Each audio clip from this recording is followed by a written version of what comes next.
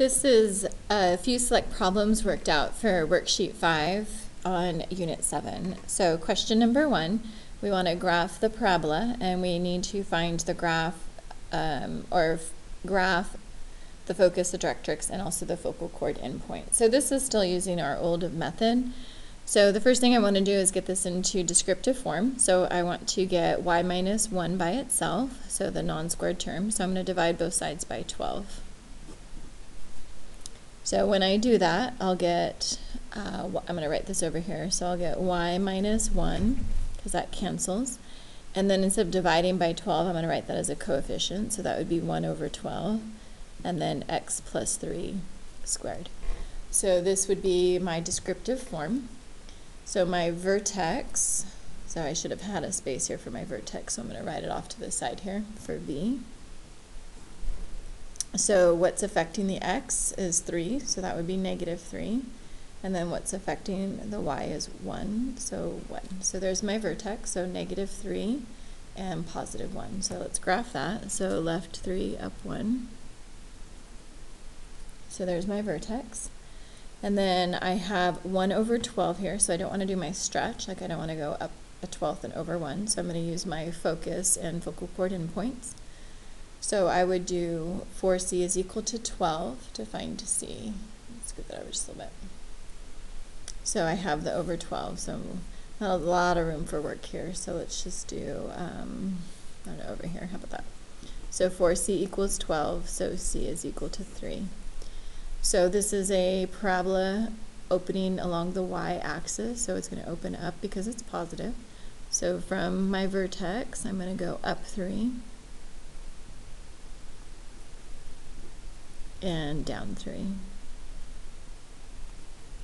And that's my directrix, which is a line. So my focus currently is at negative 3 and 4. And then my directrix is crosses the y-axis and it crosses at negative 2. So there's my focus and my directrix ordered pair. And then for my focal chord endpoints, I know that the total distance across my focus has to be a total distance of 12. So that means I'm going to go left 6 and right 6. So I'm going to go right 6. So right around there. And left 6. So I'm kind of in the middle of my graph, my work there. So there's my picture. So my focal chord endpoints were at 9, or negative 9, 4, and 3, 4. So if I do this, so because I was originally at negative 3 and I went left 6, so that would put me at negative 9, right? From negative 3 to left 6 would put me at negative 9. And my height should still be the same as my focus, so at 4. And then I was again at negative 3, so then I want to go right 6, so that put me at 0, and then 3 more, so 3, 4. Okay, so there's question number 1. And then let's take a look at question number 6.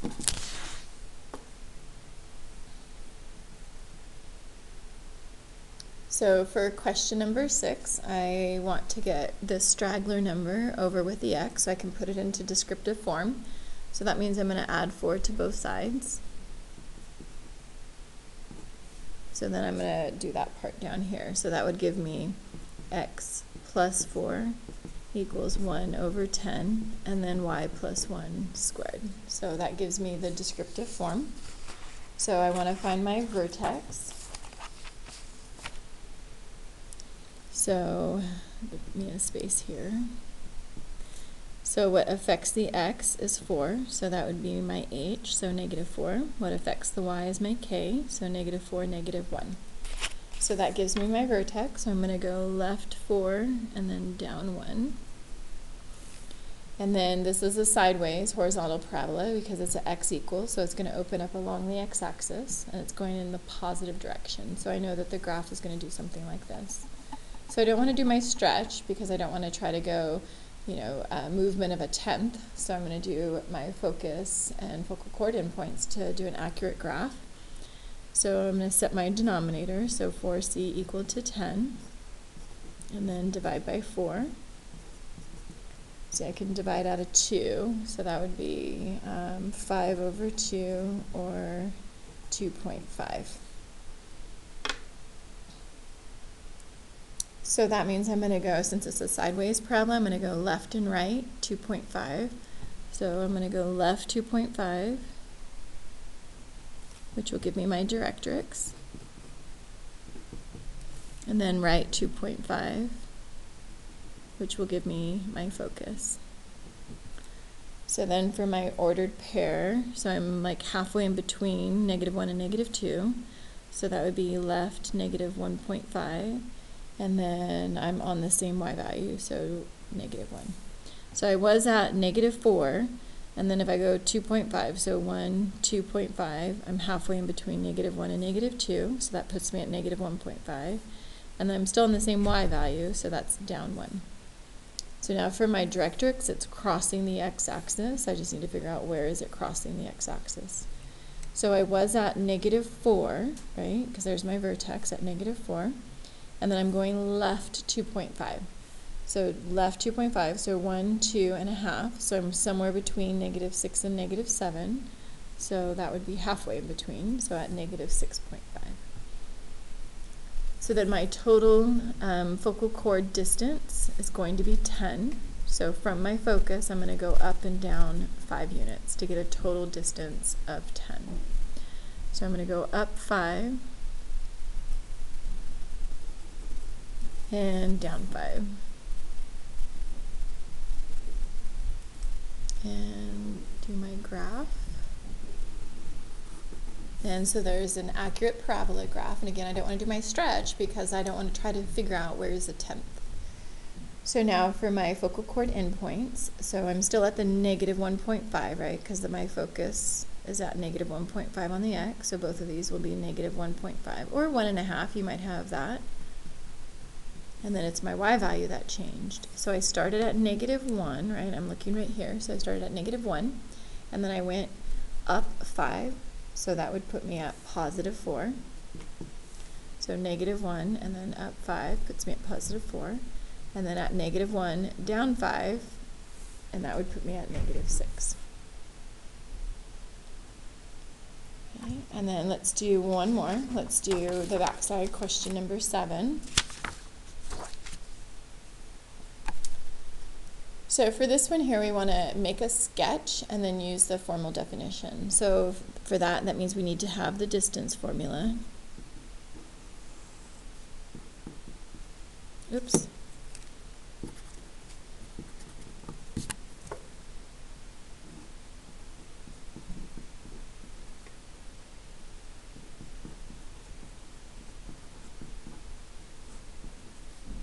And we know that we want random point to focus to equal random point to directrix, right? Okay, so let's go ahead and let me zoom out this one here. Okay, so let's go ahead and do just the sketch first so we can get a sense of what we're doing. So I'm going to do that over here. So I have my focus is at 2, 1.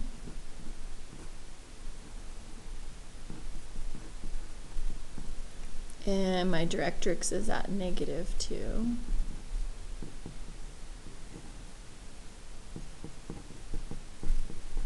So I'm going to just use so a random point, like so wherever, it doesn't matter, right? So I know the parabola is going to do something like this, right?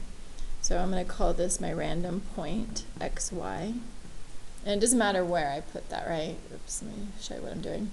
So I plotted 2, 1, and then I picked a random point, so pretended the parabola did something like that. So random point, so x comma y. So I have to find the distance from P to F, right? So that's the first thing I have to do. And I have to make sure that it equals a distance from P to D. So when I find the point to the directrix, so here,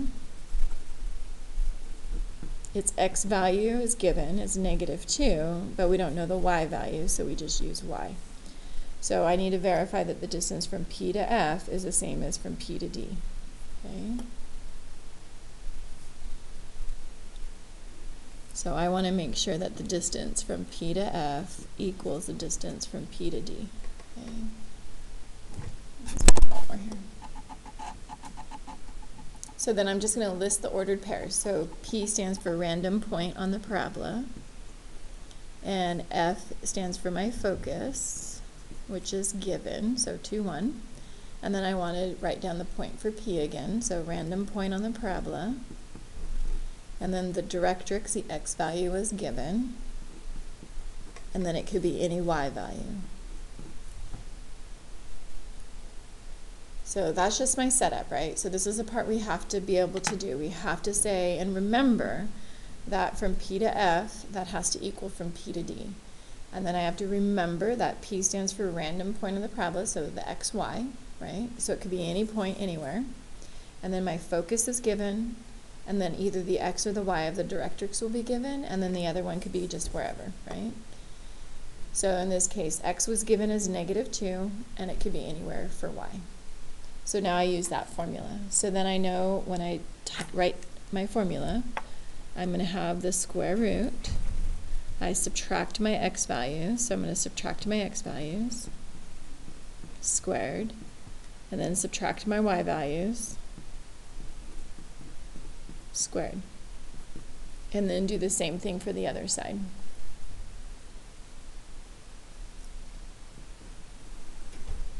So subtract my x values, so that subtracting a negative will end up being plus,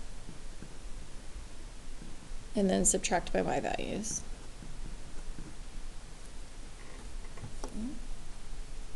And then now I'm going to simplify by squaring both sides to get rid of the square root.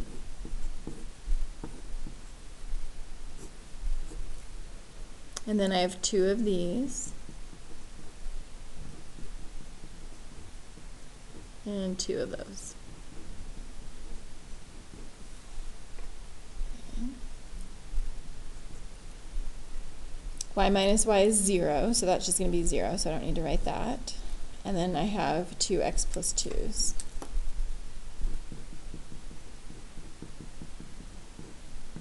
Let me scribble that so I know that's not part of my problem here. And then now I want to distribute. So I'm going to distribute my x terms.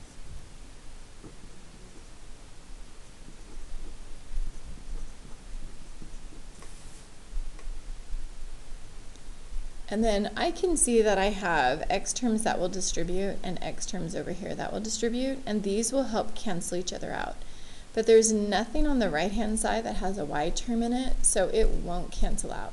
So I really don't need to distribute this. It would not be wrong if I do. Like, I can distribute this, that's okay, but I will then end up having to factor it. So instead of distributing, I'm going to go ahead and leave it factored, and that's really just going to save me a step in the end. And why do I know not to distribute that one? Because there's nothing on this side with a y in it to cancel anything with these y terms.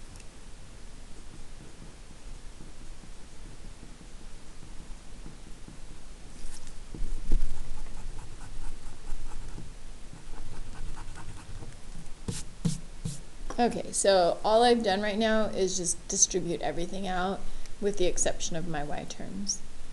So then this will cancel, right? Because when I subtract x squared to both sides, when I subtract 4 to both sides, right, those always end up canceling. And then when I combine like terms, I have a negative 4x plus my y term, which I didn't distribute, and then 2x, which is 4x. And then these don't cancel even though they're opposite, because how do I get them together? I have to do the opposite. So I need to get this over here, so I'm going to add 4x to both sides.